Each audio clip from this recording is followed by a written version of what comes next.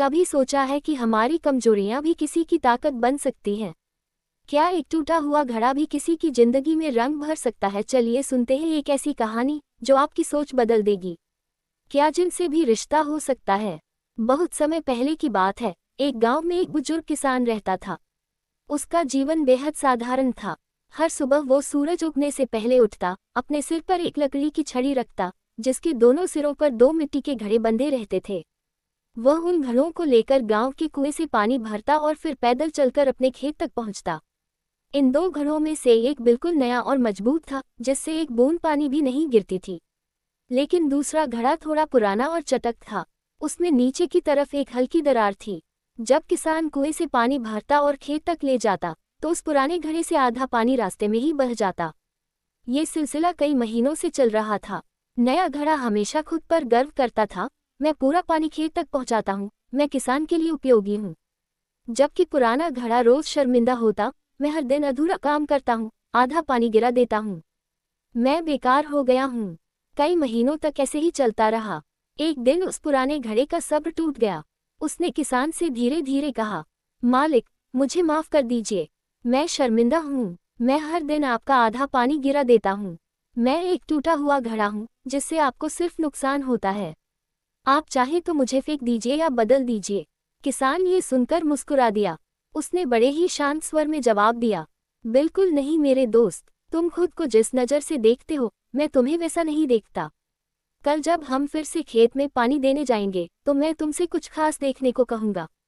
अगली सुबह फिर वही हुआ।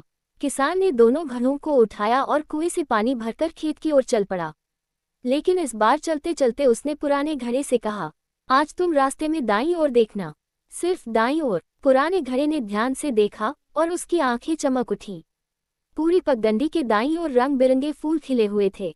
कहीं गुलाब थे, कहीं गेंदे, कहीं सूरजमुखी तो कहीं चमेली की झाड़ियां। वो रास्ता जैसे जादू से भर गया था। जब वो खेत पर पहुंचे, किसान ने मुस्कुराते हुए कहा, देखा तुमने, ये सारे फूल तुम्हारी वजह से हैं। जब मुझे पता चला कि तुमसे थोड़ा थोड़ा पानी रास्ते में गिरता है, तो मैंने उसी तरफ फूलों के बीज बो दिए।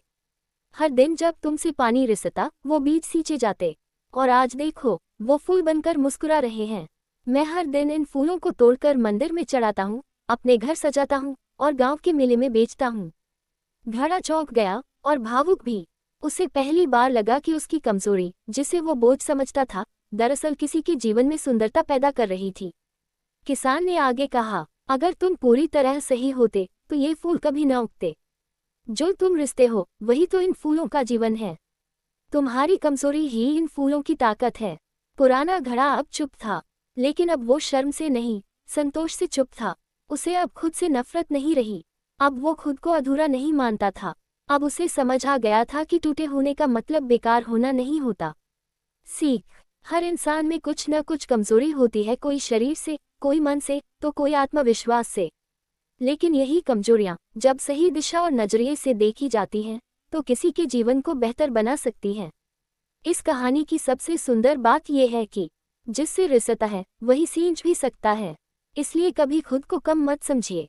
शायद आपकी कोई कमजोरी किसी और की ताकत बन जाए। शायद आपकी एक छोटी सी कमी किसी के जीवन में रंग भर दे। आपको बस जरूरत है खुद को स्वीकार करने की और यह जानने की कि आप जैसे हैं, वैसे ही अनमोल हैं। अगर आपको ये कहानी अच्छी लगी हो, तो वीडियो को लाइक करें, चैनल को सब्सक्राइब करें और कमेंट में लिखें, मेरे विचार मेरी ताकत हैं। अगली कहानी में फिर मिलेंगे एक नए विचार के साथ।